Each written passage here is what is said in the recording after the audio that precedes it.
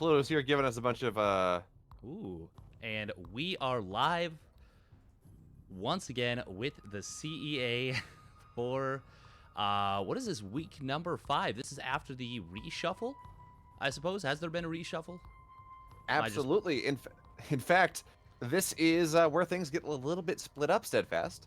It's no longer just one big group. It's the challenger stage and the seeding stage, and I believe we are in fact in the seeding group here for our match today. Yes, I believe we are. And, well, for everyone joining in, I am once again joined by the disembodied voice of Beowulf. This is the CEA. I am Steadfast, and we've got a couple of very fun matches for you today. As was mentioned, this is from the seeding stage of things, and we have ourselves a very cool little setup. It is going to be Facebook versus Facebook. So it is going to be the Facebook Lingstagram versus the Facebook Zuckerzergs.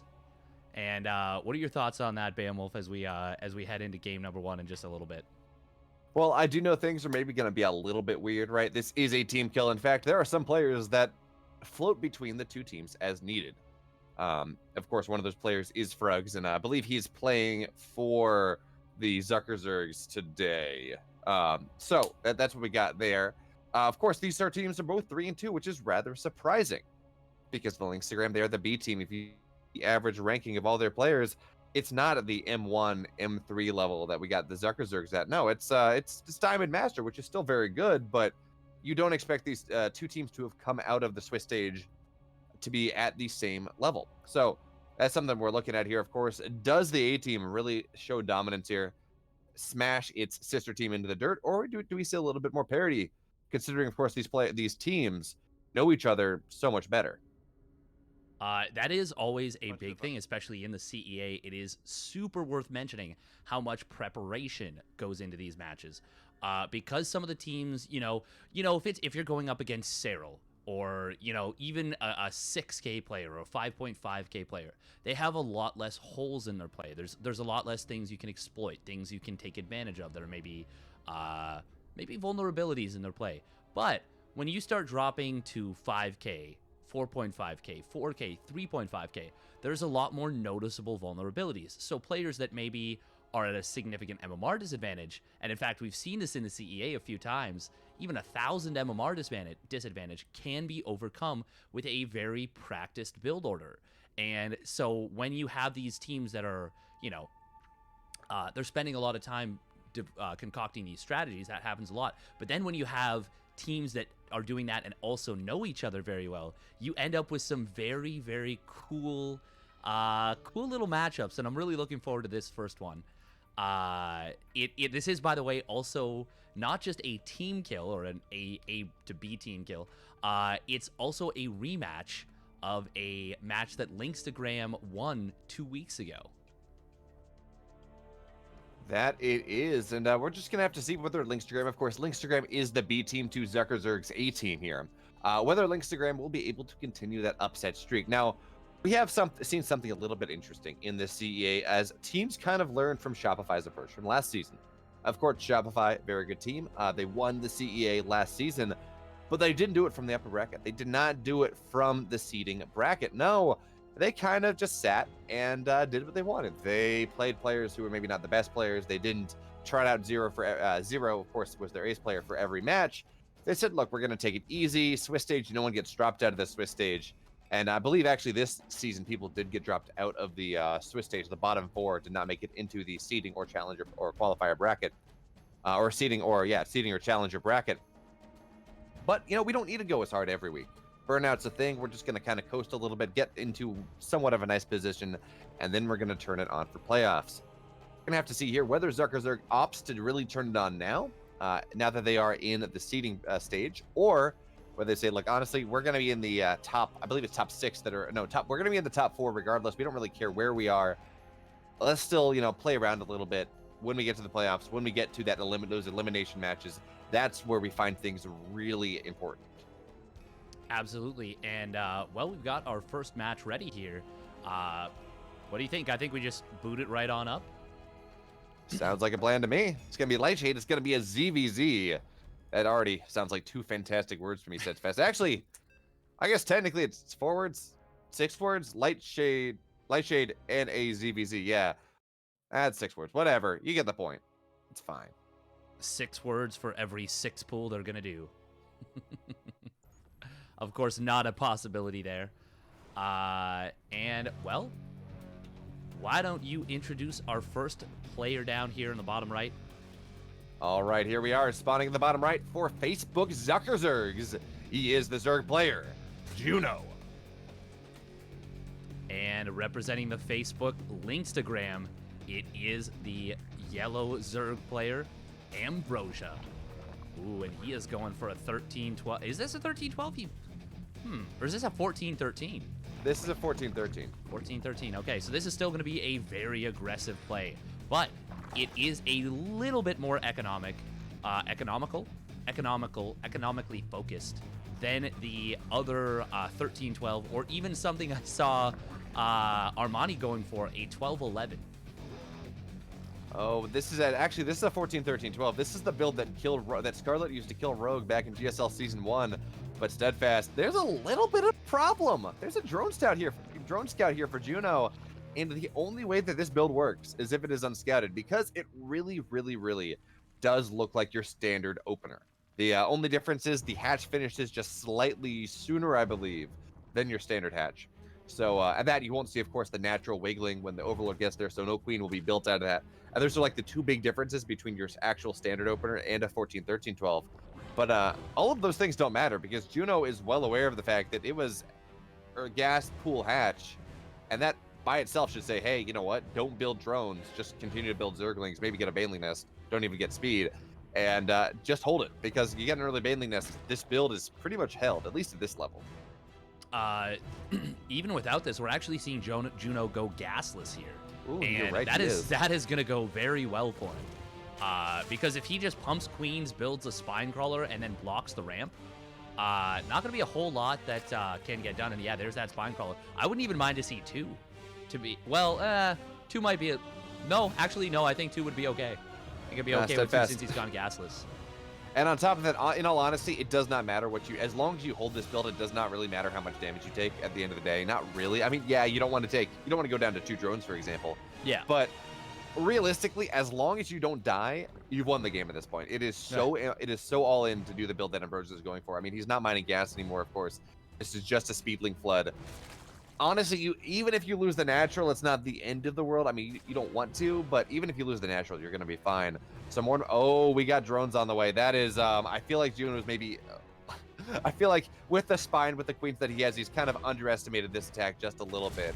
And this actually, it looks like we may have the potential here, especially with the transfuse being used. But oh, look at this wall we got here. This is pretty cool. Yeah, this is actually fantastic. No, this is really great. Oh, but the Lings, they need to get in that little gap. Oh, and they just plugged the gap in the last second. Very important that Juno does not let these Lings through here. And we get the GG haha coming in.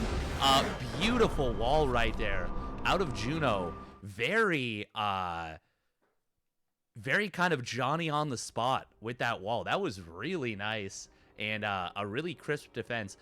Did build a couple of drones at the end there, but I think, honestly, it was okay. I think that was okay to go for that. Yeah, he was just very confident of his hold, and at the end of the day, I mean, it worked, right? You know, he didn't die. He was able to get actually more than he maybe realistically should have. And, you know, honestly, I think maybe we saw Ambrosia there. He maybe had some sort of opportunity to go on in there and try to get something done, but it's always easier said than done. But yeah, I think if he had taken like a closer look at that and had skirted around to the right side, I honestly think he probably could have gotten a ton of damage done. And I mean, you said that like it doesn't really matter if they kill like how much damage they do, but if you kill the main base, if you kill the spawning pool, if you kill like 10 drones, you are still on 2 hatches. Like, you can definitely macro out of that and turn that into a massively advantageous position. Yeah, this is true. I mean, okay, when I say it doesn't matter how much damage you take, if he loses all of his bases and his production, you know, I mean.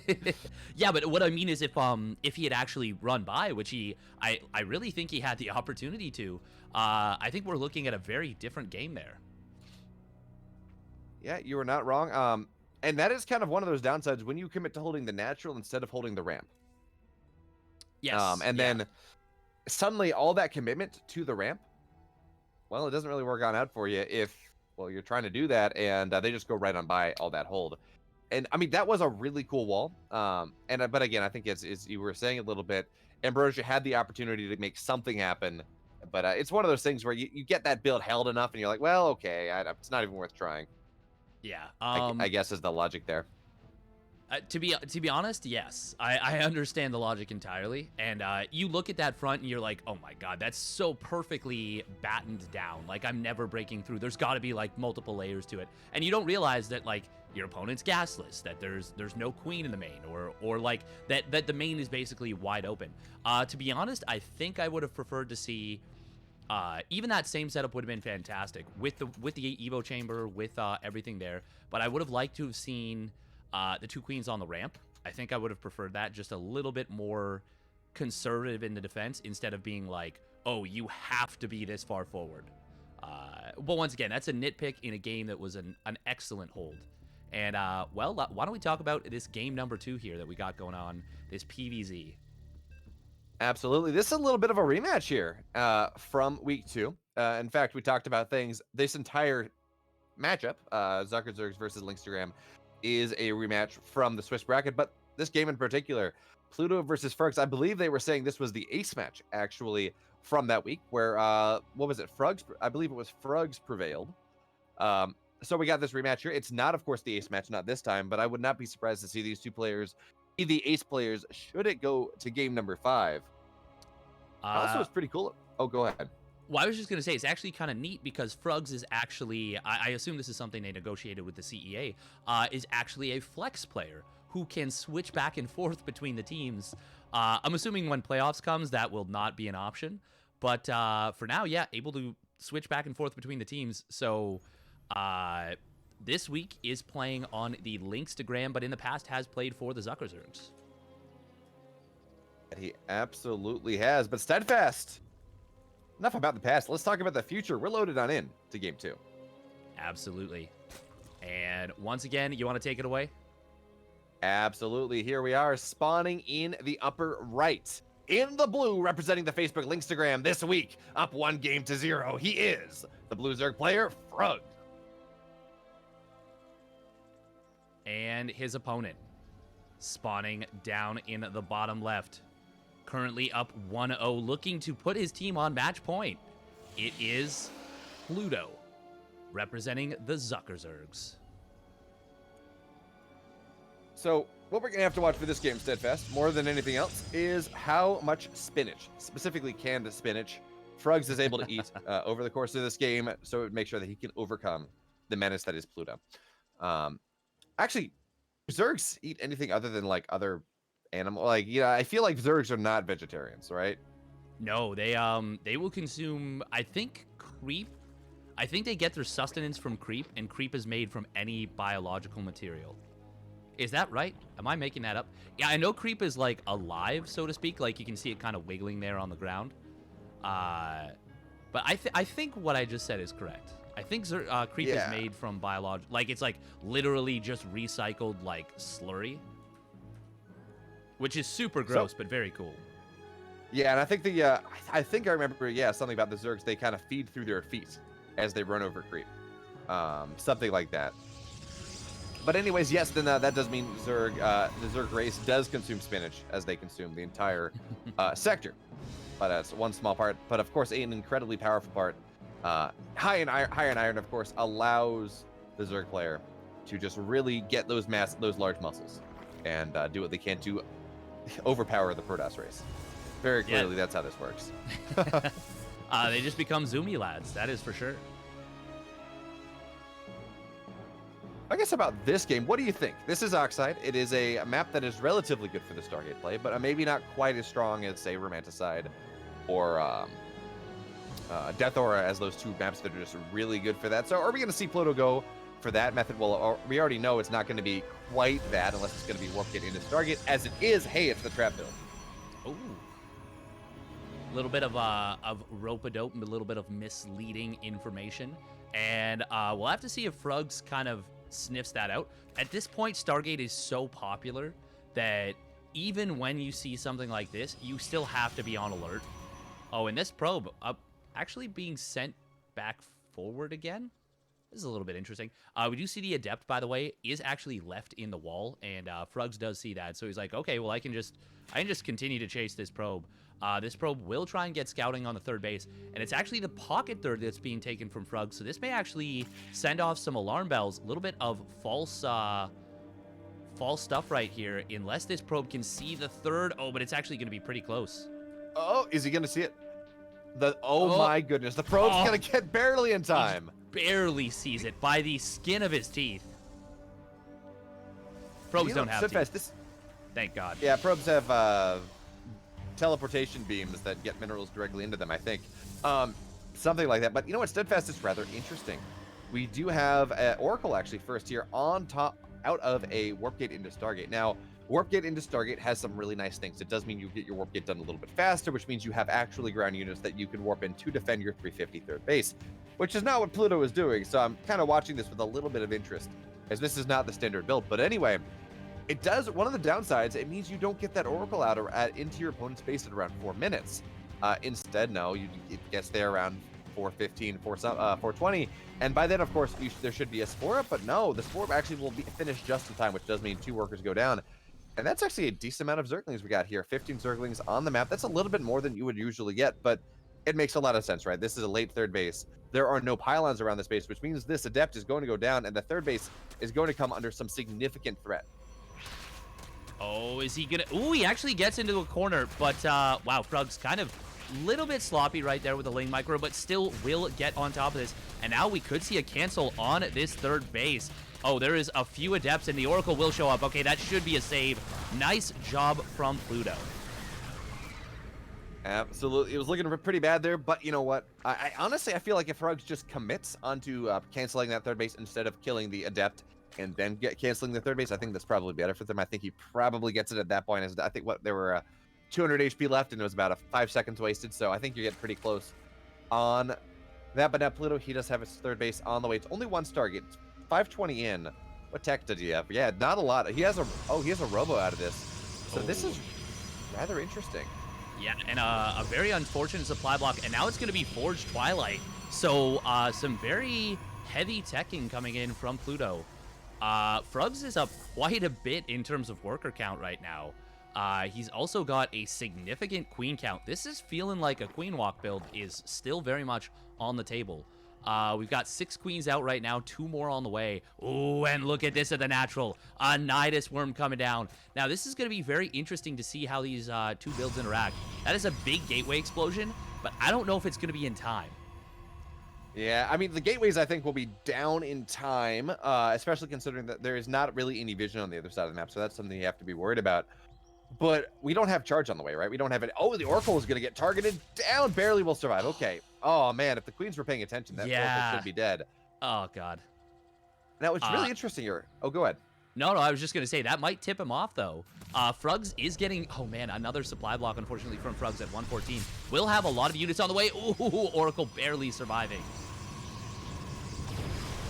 Oh, look at this. I mean, this stasis trap can actually be incredibly powerful here. There is no detection here for the Zerg player whatsoever, and we just have the ground army of the Protoss player just baiting on in. Now, the one thing, of course, that is a little bit interesting here is this has, of course, been 1 Stargate Void Ray, but it has been a lot of Void Rays coming on in here. We don't have charge, and that stasis is actually going to be really nice. It's a bit of a force field, which means these Queens, these Ravagers, can at the very least be choked on into that point. Now, it's going to be difficult to get on top of the Nidus, of course, and there's not a lot here on the ground Steadfast. No, there is not much at all. And like you said, no charge makes this a very difficult hold. We will need to see battery overcharge very soon. There it is. It does get popped. Queens turn on their prismatic alignment, but actually not very helpful against Queens or Ravagers right here. 1 high energy Queen does go down. The Void Rays are standing strong. This is big problems right now. Yeah, as soon as all the Queens go... Oh, that stasis backside Steadfast. And now with no anti-air here, this attack's not going to get anything done whatsoever. The Void Rays will absolutely annihilate all these Nidai. And yeah, this is hell. What a fantastic hold there from the red Protoss player. You know what's funny, though? The Zerg is on 64 workers to just 50 from the Protoss. theoretically, the Zerg is still kind of ahead. Obviously, army supply and value, much in favor of the Protoss, and he might win right now. But if this game goes much longer and he can macro out... Actually, no, I don't think he's going to be able to do that at all. Never mind. There's just nothing on the map. The Void Rays in the sky are a pretty powerful thing. Of course, +1 is on the ground as well. Oh my... He has so much army in the Nidus! I was like, why does he have 50 army supply? He had all of it in the Nidus worm. Yep. That is, Steadfast, have you ever won a game where you just killed both ends of your opponent's Nidus and they just died? Because that's not quite what happened there. It's pretty close, but that is probably the most satisfying way to beat a Zerg in all of history. I mean, you go and you kill the head and you kill the tail, and you look at the army supply graph, excuse me, and, you know, they're at 80 supply and then they're at 0. Yeah. Like that. Yeah. Wow. That was crazy. I don't know that he would have held. In fact, I don't think he would have held. That was a lot of Immortals, a lot of Void Rays. I think +1 was done, but +1 was done, yes, for the Protoss. Yes, exactly, yeah. But if you looked at the Nidus worm, that progress bar on it was pretty high. Like, it was pretty high up. Damn, that was an unfortunate way to go down. And, well, that's what happens when you don't change your rallies. It makes things a little bit more difficult. Solid hold from Pluto in that game, and all of a sudden, we are looking at a match point. No, it's best of 3, right? Because Juno won game 1, and Frugs won game 2. No, Pluto won game 2. Did he? Did I just have everything backwards in my head? Probably. It's very possible. Does happen. Yes, yeah. We've got sour spinach and... Oh, that's right. I need to put them in the game. That's a useful thing. Actually, sour none of them are in the spinach game. versus Ketsi. Is it Ketsi or Ketsa? I don't know. Ketsa. Oh, probably Ketsa. Does it say? No, it doesn't have a pronunciation, unfortunately. But sour spinach, a bit of a veteran. We've had some pretty cool games from sour spinach. Do you have any memory of those? I'm trying to draw them up. Oh, Facebook Zuckerzerg and Facebook Lingstagram. There we go. Got it in. I'm trying to remember, but I can't actually like draw them up from detail. But I remember we've had some pretty cool games from sour spinach. I want to say he's pretty cheesy. I think we may have seen some proxy hat shenanigans. It's been a while. It's been too long since I've cast one of his games, though, unfortunately. We do get some pretty good games, though. And I believe he has punched above his weight on more than one occasion, which is looking pretty good because, of course, Ket's a fantastic player, I assume. But he's in Diamond. So this is getting a little bit scary here for the Lingstagram. I would say it's getting very scary. They have to find a way to pull it back, or, well, they're just going to get 3-0'd. And here we go. Spawning down in the bottom left position, representing the Facebook Zuckerzerg. Looking to close it out, it is Sour Spinach. And his opponent in the upper right, in the green, looking to start that comeback trail. He is Ketsa. Ketsi? Ketsa? Not really I like sure. Ketsa. Ketsa. On that note, I recently found out that it's not Kaizi Gaming, it's Ketsa Gaming. Apparently. Yeah. Really? That's the actual correct pronunciation. The Chinese pronunciation, apparently. I was doing I was doing a broadcast for Theater of Dreams, and we had innovation in there. And, of course, my co-caster is, apparently much more in tune with how Chinese names are pronounced than I am. So he's like, it's Kaitsa. Kaitsa Gaming. And then I was talking to the team owner of Alphax, and he was doing it the same way. So I'm like, okay, well, you know what? That makes sense. You're much more tuned into the Chinese scene than I am. Yeah. Of course, the World Team League just kicked off this week. Some very exciting matches. Very cool ones. Speaking of Kaitsa Gaming, I'm not going to spoil anything, but they did have on paper, they had a pretty easy match. That's the most I'll say. I'm actually pretty excited about that. I've gotten through the Alvex channel, I'm going to be able to cast some of that World Team League, probably about 1 day a week. So that's going to be pretty fun. Now, Steadfast, did you see Mana's power hexagon for the World Team Oh League? yeah, it was perfectly balanced. As all things should be. Remember, if you're a Protoss player, you're equally, the best in the world at literally every part of the game. At your mentality, at your micro, at your macro, at your games, at your tactics, and I forget what the other one is. That's just by dint of playing Protoss. It's always going to be maxed out on everything. This perfect hexagon, perfectly balanced. I will say I think they're really cool, but I think they were very, very off with a lot of them. Like I would put Mana as like 5 in. I think they ranked them maybe 1 to 4. I would have put him at either 3 or 4 on micro, and then maybe decision making a little bit lower, or game sense a little bit. Like he's a micro player. That's his shtick. That's what he does. And then you have like a player like. Obviously, with Beyond, they put his micro maxed out. But Nina, they put her micro as, like, 1 or 2. And I was like, man, what? Have they don't know these players very well, do they? Like, this is like their bread and butter. But speaking about the game, we have a 2-gate opening out of Sour Spinach. What do you make of this?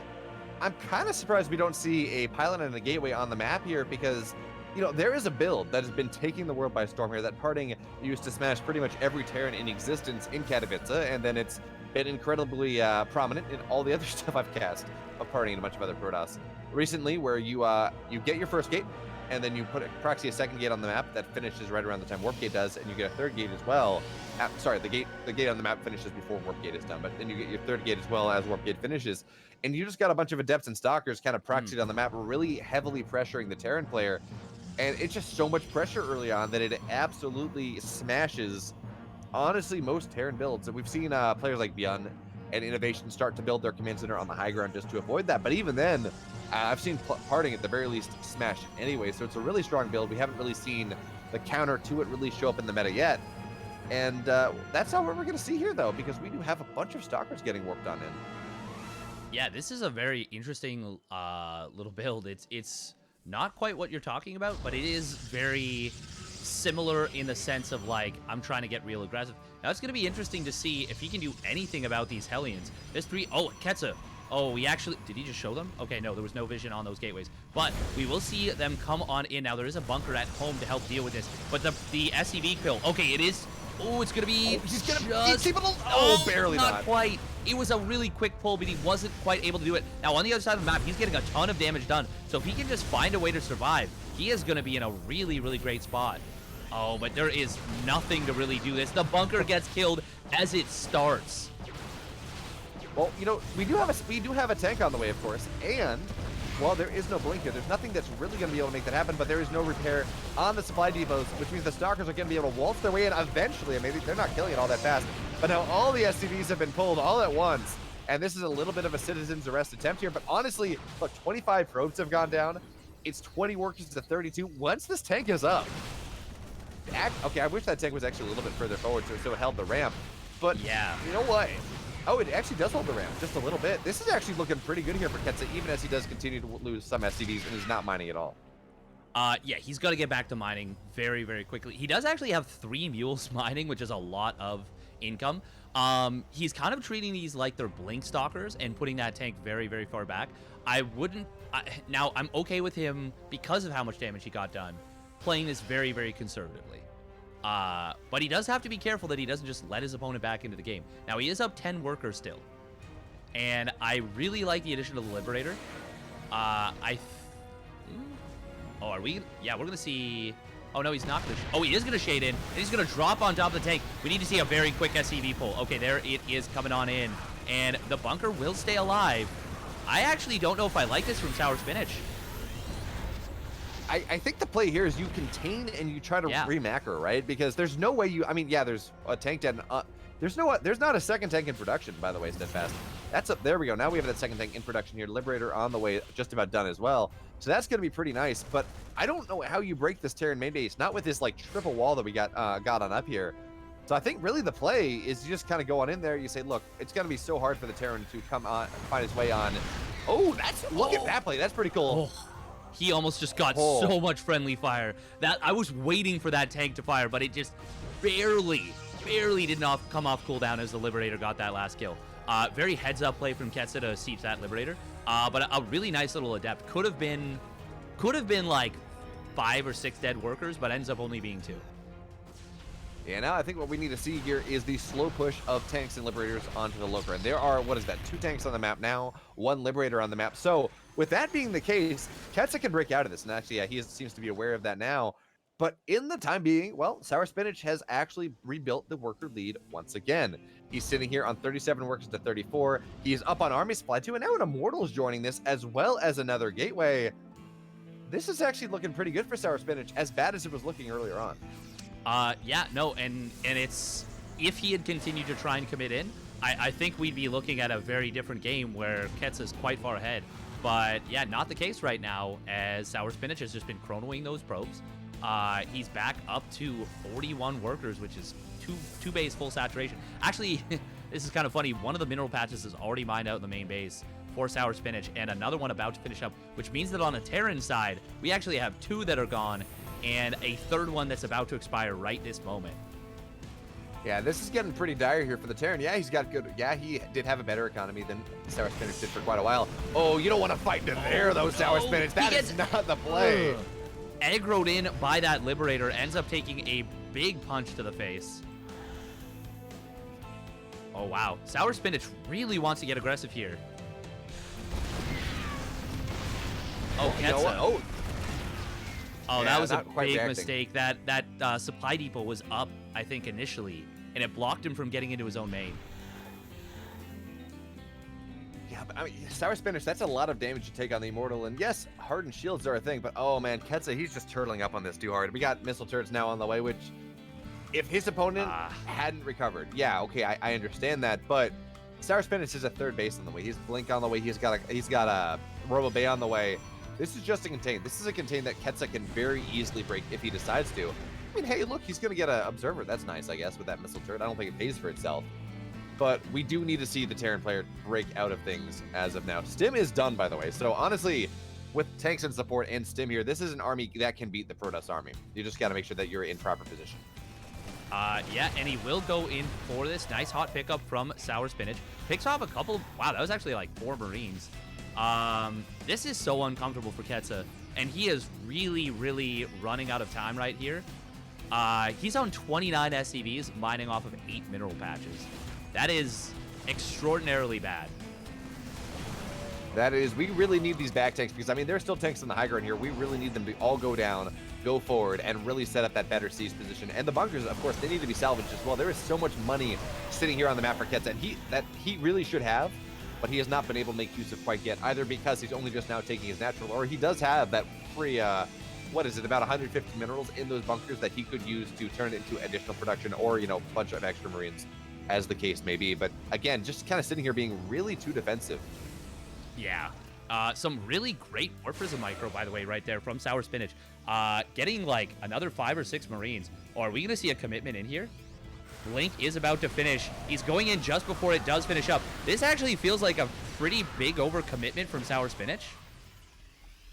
I mean, yes, but if we look at resources last year, it's just about even, and Sour Spinach has had a lot more money over the last period of this game. And actually, even just in terms of resources lost in that last fight, it was still advantageous here for it actually was just about equal there. Sour Spinach losing a little bit more, but also has a better economy here. And now there's a Colossus here. Okay. Yeah, he actually just walked that right across the map. I was just going to say, first Colossus is out, but I expected it to stay at home. But this is a very solid contain from Sour Spinach. The Gateway allows for such quick reinforcement and not having to use that War Prism in its phase mode. 1-1 is done, by the way, for Sour Spinach. Just the +1 attack of Ketsa. Ketsa's... he's about to mine out of his main base, I think. He's down to just couple... Well, about 1,500 minerals. Sorry, what were you about to say? You know, the next level play here is you take a medevac with a SCV and you just proxy your base on the right-hand side. Like, that is, with how committed Sour Spinach is to this full frontal attack, getting something that is just going to be there, and that is in no way Sour Spinach is ever going to find. Even a drop, just drop a single double drop here. That would be so useful, considering how committed Sour Spinach is to his aggression, right? His entire army is there at the front of his base. Yeah, he's got 2 stalkers on defensive. That's not really going to do anything to hold off a drop. I think that's the play, but it's so hard when you are pinned back there and you're just dealing with this aggression. It is so hard to really kind of recognize that and actually do something about it. Now, one thing I will say is that there's a lot of Marauders for Ketsa here. And this army, okay, wow, as I say that, he adds on a bunch more Zealots, and Charge is about to finish. But I was just going to say, there's not much to actually tank for it.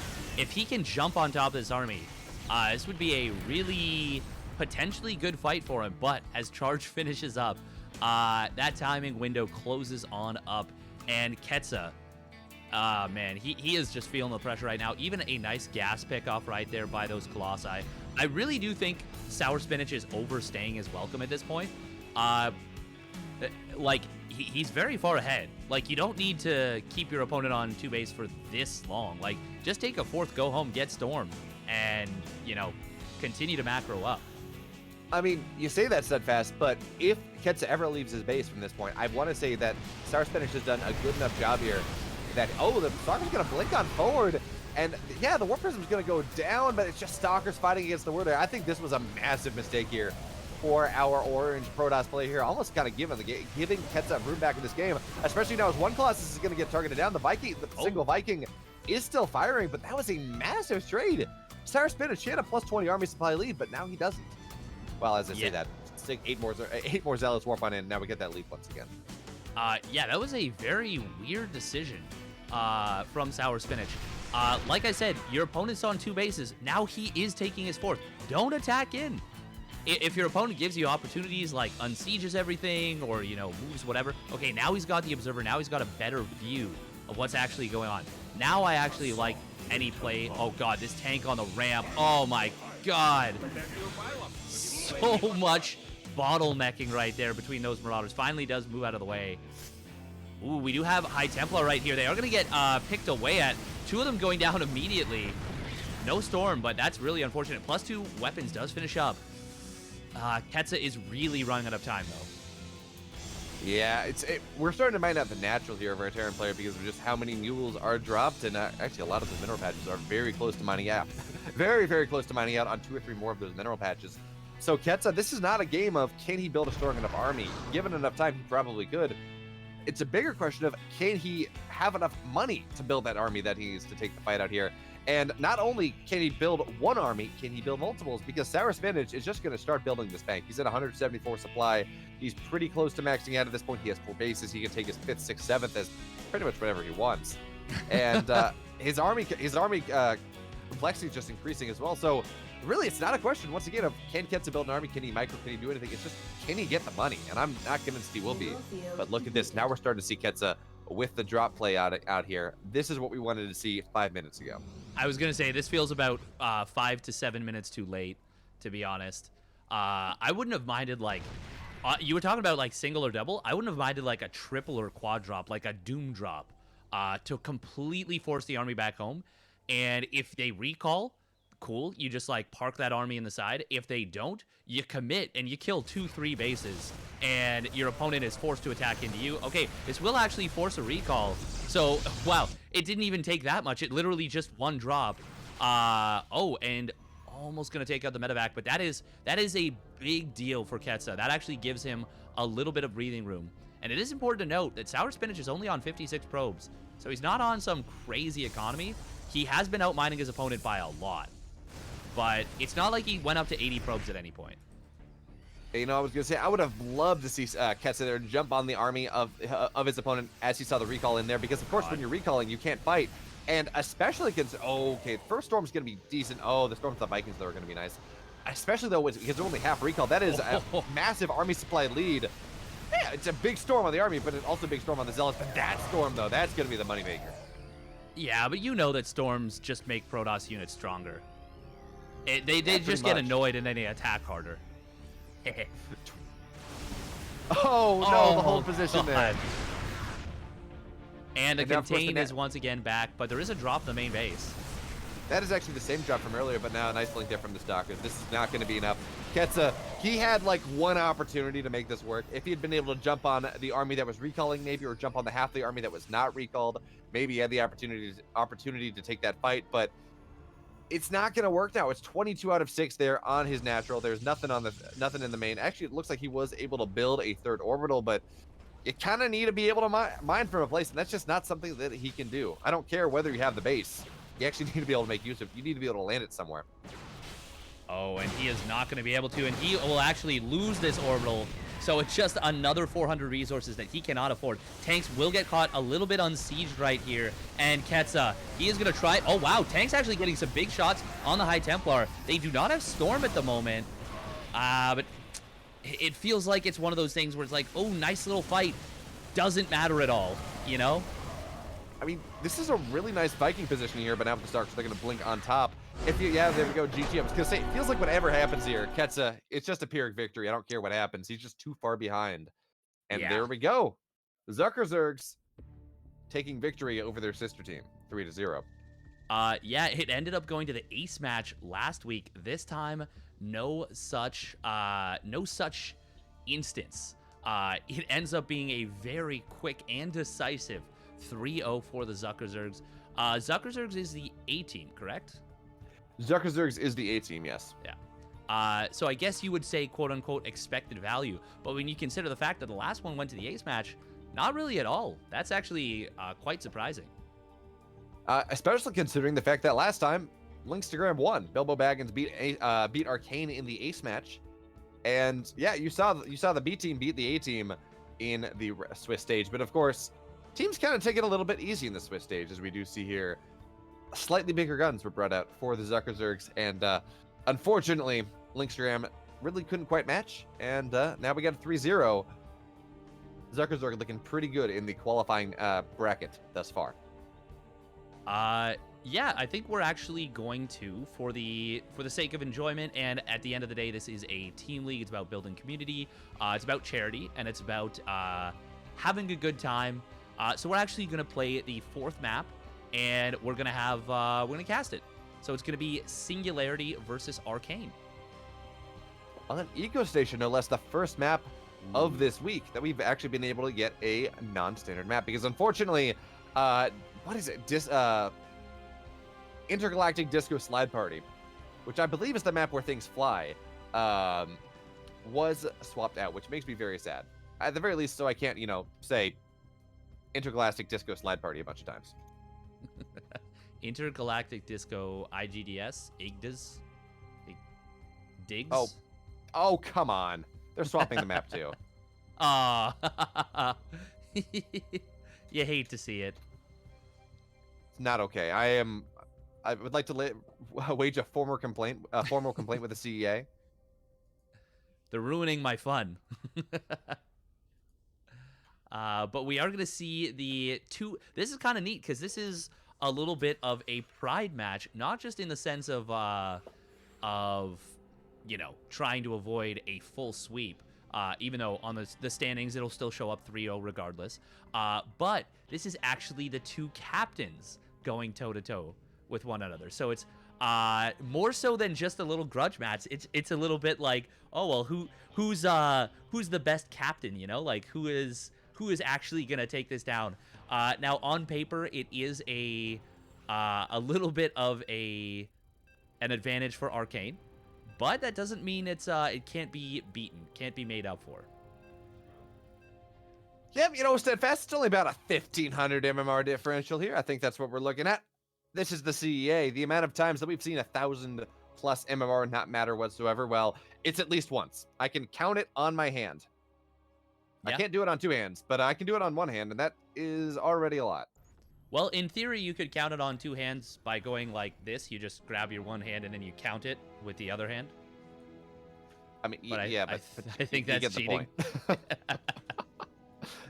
All right, and here we go. Spawning down in the bottom right, it is El Capitan for his team.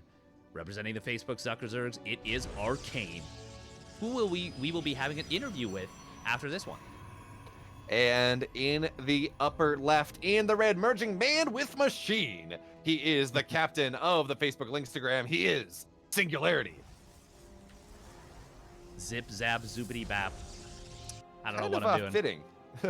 Kind of fitting that a player with the name Singularity plays Protoss, because, man, what race merges Biothing and tech thing more than the Protoss race.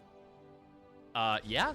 I mean, like, you've got the Immortals, which are dead stalkers that have been put back into a machine. You've got the Purifiers, who are robots that have basically... actually, Purifiers would be the They are the direct... Singularity. Yeah, they are the Singularity, yeah. That is it, like, by definition. So, yeah, like, very appropriate. Absolutely. You got, like, Purifier Phoenix and whatever going on in. Say, the Sola Phoenix uploaded to the cloud. But look at this. We got I think this is going to be a proxy Stargate here. Steadfast from Singularity. But there's no Cyber on the map. Not yet. Was that supposed to be a cybernetics core? Oh, boy. No, okay, he's going to build it now. Oh, it actually gets blocked. Oh, Arcane. Oh, there we go. And that's a big timing lead for Arcane right now on the cybernetics core. Like, we're talking like 10 seconds, maybe more. No, it might be that might be close to 15. That's a bit I'm gonna count it up. Yeah, we got Arcane's cyber core finishing at 204, 203, 203, 204. Call it 203 and a half. 203 and a half. There we go. And yeah, this is gonna be about 15 seconds. That's a pretty big difference. Yeah, solid 13 seconds, 14 seconds. Yeah. And there we go. Proxy Robo, an additional proxy gate there. Singularity just sending his probe out maybe a little bit too soon. But the good news is this pylon, of course, it is not Schrodinger's pylon, not necessarily. This is not something that Arcane would have scouted something or missed because, of course, there were 2 pylons in the main base. This is one of those things you occasionally see where the Protoss player says, aha, I know you're counting pylons. What if I just build an extra one? What are you going to do then? Huh? What are you going to do? The answer is you're actually not going to be able to scout that quite as easily. So we're going to have to see what's going to work here for Arcane, or excuse me, for Singularity, but Arcane's just going to scout it anyways. Never mind. Oh, that is very painful. Does he see the gateway as well? No, he doesn't actually. So that's kind of funny. And they're okay. Never mind. He's going to move forward far enough. We'll see the probe, and going after the robotics facility actually could cause a little bit of problems because now this pylon stays alive a lot longer than it should. Chrono Boost on the Immortal, it could potentially get out, and once it does, that would be a big problem. Twilight Council in the main base was finished up for Arcane. Not going to help him out at all, and not even going to finish off that pylon. He could have gotten it. Would have at least forced well, actually, no, Singularity is well above supply. Yeah, it would have brought him back down to out of 39 supply. No, actually, that's not even true. Would have brought it back to 47 odd supply, something like that. But now with 2 stocks and an Immortal, I think, yeah, Singularity has the units he needs to win this fight. Now, it's all a question of micro at this point. Will Arcane be able to out-micro his opponent captain here? Because that is the big deal. That is the question. Now, the Stalkers are going to go forward, and unfortunately, Stalkers here, Immortals, they're going to target down the gate. They're going to waste a bit of a shot there, which means it's just 1 Immortal and 1 Stalker. No, not this far. Don't do it. Oh, no. He's going to get surrounded by probes. And probes actually do very well against Immortals. And that is going to be... Well, that's going to be the first Immortal going down. 2 Stalkers. Oh, this is big problems for Singularity. Yeah, all he had to do was hold the ramp, maybe start targeting the pylons down to kill off that shield battery, do something. But this was not the thing. There we go. Proxy Dark Shrine on the way. That prophesied little structure there. Now, of course, no one said anything about it, but I was thinking about it in my head. And that's all that matters, right, Steadfast? Yeah. No, as soon as I saw that proxy pylon, I was like, that's got to be for it. But Arcane going to stomp on forward and stomp through his opponent's Immortal and will take game number 4. A very quick set of games despite playing all 4 of them. We are going to see the game go on for a little bit longer, but realistically, that was all of the oomph of the attack gone. And this Dark Shrine, it is getting further and further along. Exactly. Now, of course, this is a similar army here for Arcane, for Singularity, and that's a problem when one opponent has proxied, one is not. Now, that Immortal, it's got to be a little bit scary. It's taking a lot of damage, but of course, we have shield batteries. We have a Warp Prism at this point. No big deal. Actually, there's a Natural on the way as well. And as you were saying, the Dark Shrine, it's just about done. Now, of course, this is a proxy Robo, which does mean that the Robo can chrono out an Observer to deal with these shenanigans, but you know what? Actually, it'd be pretty cool if we just saw the Robo get killed off by the first TT Warp in, but that's not what can happen. Doesn't even matter. Really fantastic Warp Prism Micro. We'll keep everything alive. Although both Immortals will go down, it's just a matter of scale at this point. More Stalkers beat less Stalkers all else being equal, and we do have, of course, War Prism Micro here. Everything's going to go down once again. Singularity somehow up on supply, though. Yeah, I don't know how this is happening, but 2DT's about to finish their warp in, and if they just march straight into the main base, they're going to kill every probe. And Arcane does have to give up this Nexus, but I would rather have all my probes and give up a Nexus than no probes and kill my opponent's natural that they didn't really need. Absolutely. Now we got the sneaky invisible men who honestly look pretty funky on super low graphics that I got to cast on right now, but we're just starting to see everything fall apart there. GG, it's a 4-0. Zuckerzerg showing dominance here in the first week of seeding. That they are. They really didn't take any prisoners in this one. And I mean, that's got to feel good. Kind of a little bit of revenge right there coming in. And, well, before we get on into that interview, Beowulf, why don't you let the good people know where they can find you? That's a rather interesting question, Steadfast. First and foremost, follow me on Twitch, twitch.tv/Beowulf. I'm live when I'm live, because I'm live in a bunch of different places. I cast for Alpha X on occasion, for Alpha X in a bunch of different places, to CEA. But really the big deal, follow me on Twitter, at Beowulf_SC2. I always tweet whenever I'm going live, apparently, except of course the CEA, because I forgot to do that for like 2 weeks in a row. Shame on me. But everything else, I will be doing the Pink Drip Pylon with Steadfast. Well, not with Steadfast, but along with Steadfast on Friday night. That'll be like 1 a.m. Eastern time, I think, is when it's the start time on that. And I'll also be doing some World Team League stuff, so that's going to be pretty fun. But yeah, that's where you can find me, all over the place. Yeah, that is incredibly exciting for both of those things. The Pink Drip Pylon, both of us will be doing that.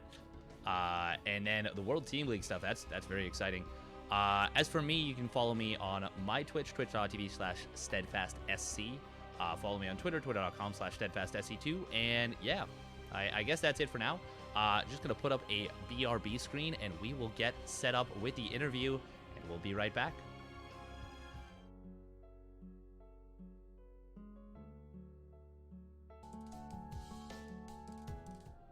Hello, everyone. We are back, and I am joined by the captain of the Facebook Zuckerzerg, Arcane. Arcane, how are you doing? Doing fantastic. Yeah, I can understand why. Yeah. F0 is so good. Yeah, especially after a tight match between your teams from the last one. A little bit of redemption 2 weeks ago, lost in the ace match, but nice to see you come back and kind of just lay the hammer down. Because of the match from a couple weeks ago, do you guys come in with like a renewed vigor? Just like, oh man, we gotta crush them.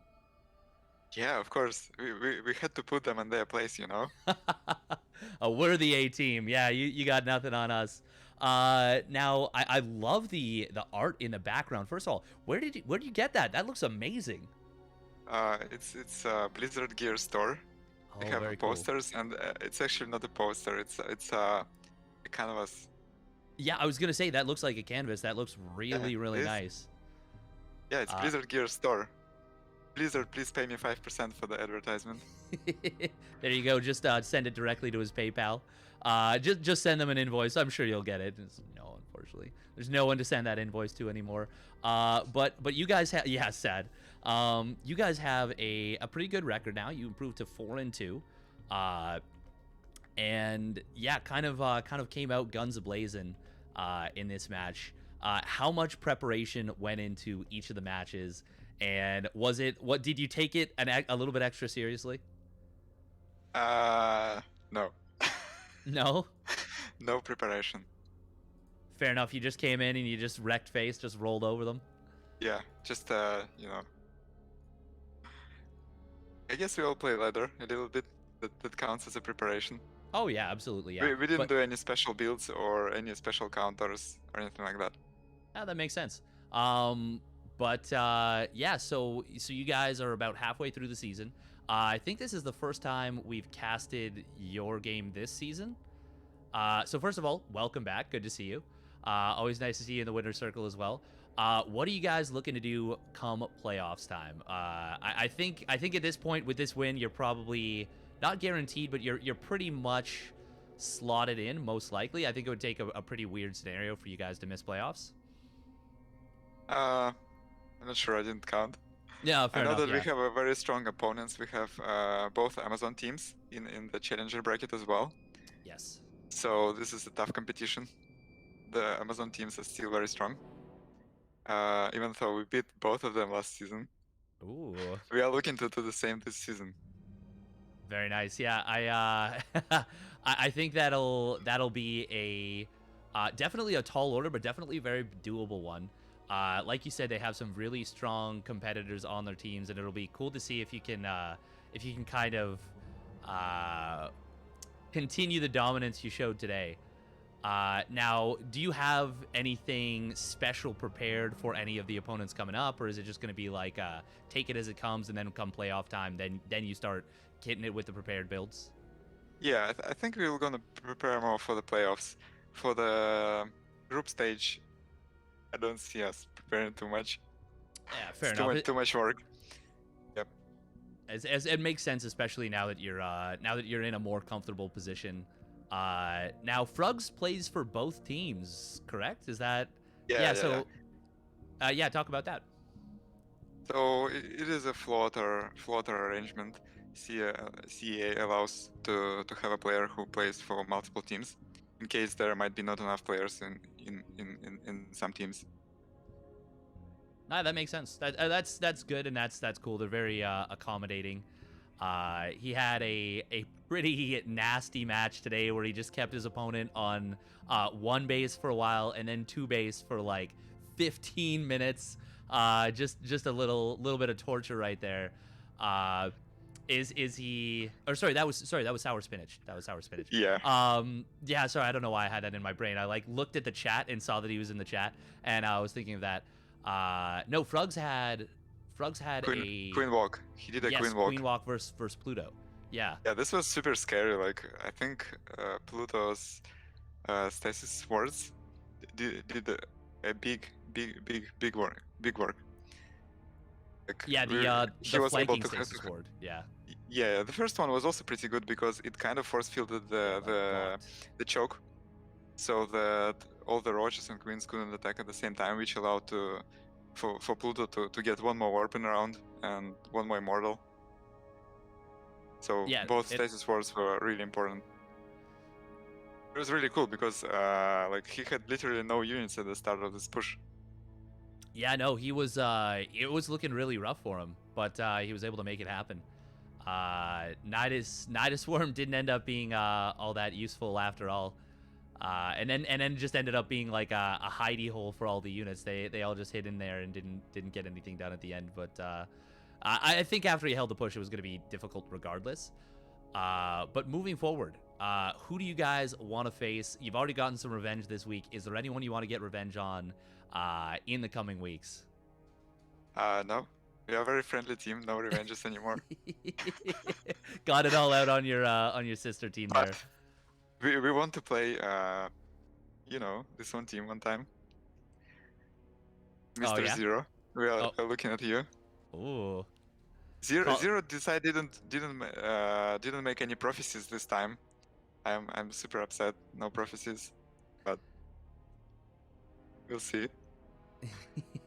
For anyone not familiar, there was a prophecy Zero made that he was gonna win it in the ace match of the grand finals.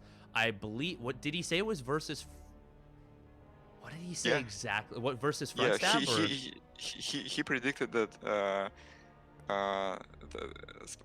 they're gonna win against us in the finals, and he predicted it in the middle of the group stage, which is pretty crazy. Yeah, and it ended up even being way right before the playoffs. Yeah. Yeah. Which like.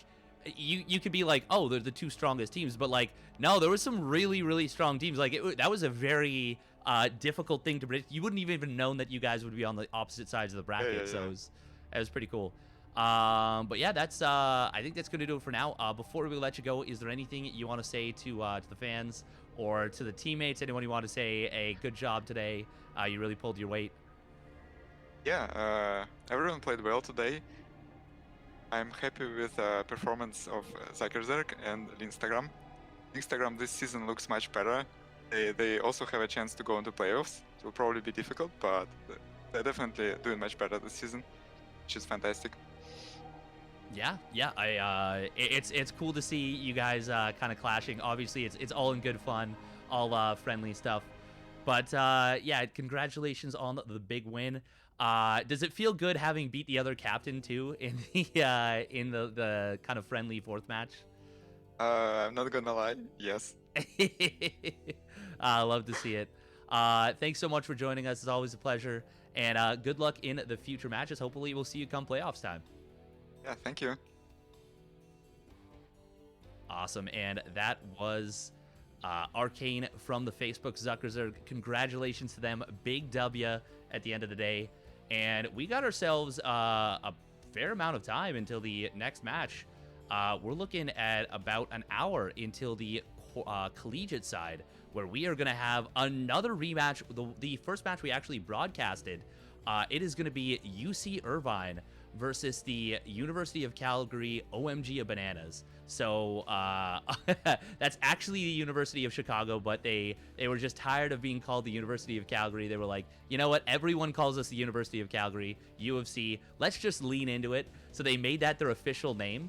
But it is the University of Chicago, and these are two teams that have gone toe-to-toe many a time in the past. And I'm really looking forward to seeing what they can do. I believe UC Irvine did win the last game that they played. But looking at the matchups, we don't have the ace player playing for UC Irvine in the initial setup. No Void, I don't believe. So, yeah, that's this is going to be a wide open one. And hope to see you guys there for that. Should be a lot of fun. And, well, we will see you back in about an hour, and we will boot the stream back up around then. Stick around. Have a good afternoon.